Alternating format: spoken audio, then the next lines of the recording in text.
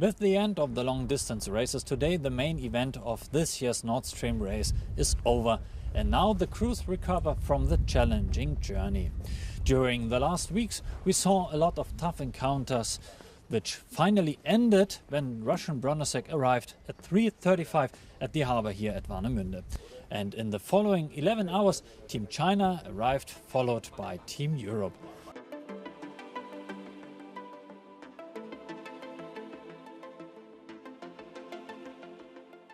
Welcome to Warnemünde. How was your journey here? Well, it was fantastic. It's one of the few races we haven't done one single mile upwind, except in the finishing from the alignment to the channel into the marina. Actually, we had a fantastic start.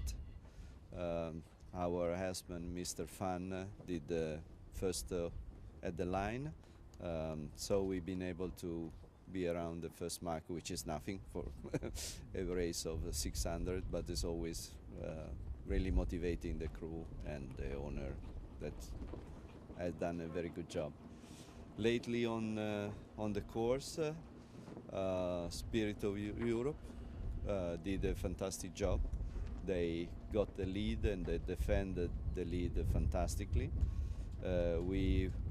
Our mission were to beat them, and after 2 days we've been able to get in closer and closer, and in the light wind condition we are used to this kind of condition in the Med, because we're sailing most of the time light wind, and so we were really good in shifting gears and also a little lucky at times. So finally you came in as a second. What do you think? Was it the new boat that gave you the advantage to beat the Spirit of Europe? No, not at all. I think well, everybody knows that when you have a new boat, especially 2 weeks before the start of this regatta in the water, is always a big learning curve. I think that the crew was mostly the most important part of our strategy. Furthermore, Tsar Peter won the battle for place 4 against Petty Flame. And finally, Team Germany crossed the finish line.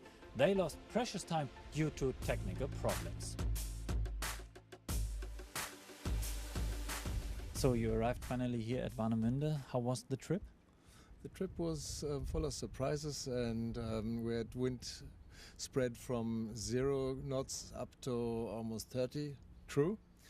And so what we didn't have so much, like we have here now, is some sun. We had a lot of fog, and I think we saw the sun maybe for 2 hours during 3 days.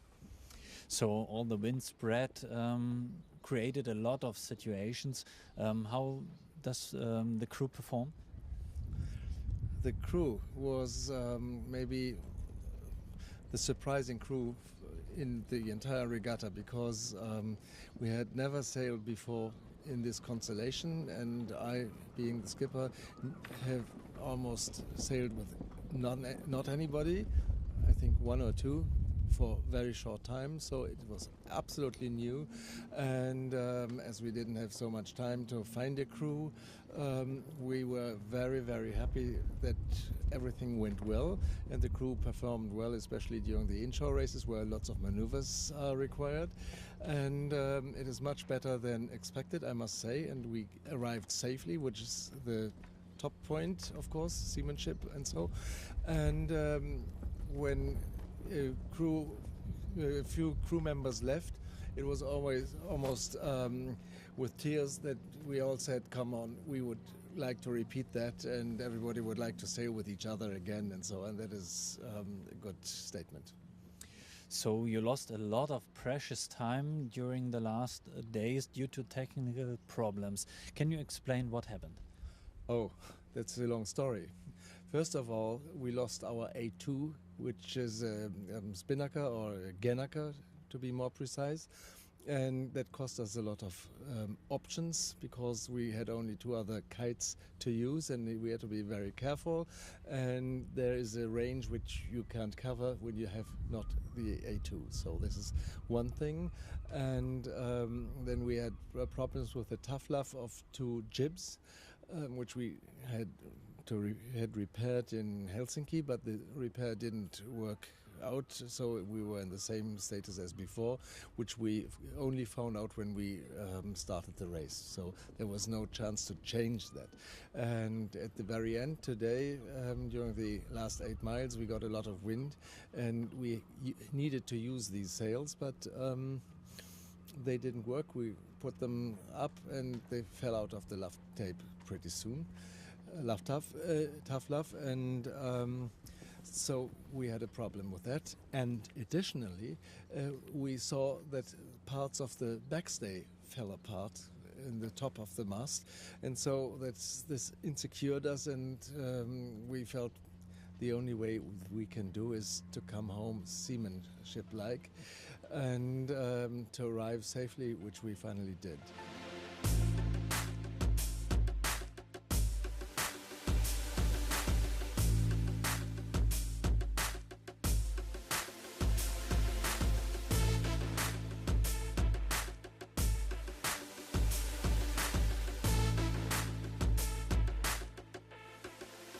And so the overall ranking ends with Team Russia on the 1st place, Team China on 2nd and Team Europe on the 3rd place. How do you judge this 2nd place in consideration to the whole event? Well, it's fantastic. we didn't expect it. We were thinking that because the level of the other crew, which is very high, of course Tommaso and Igor are the top one. So I think the level was very high and everybody could really win this regatta. But this event isn't over yet. On Saturday the Sail and Cook Challenge takes place, so stay tuned for more.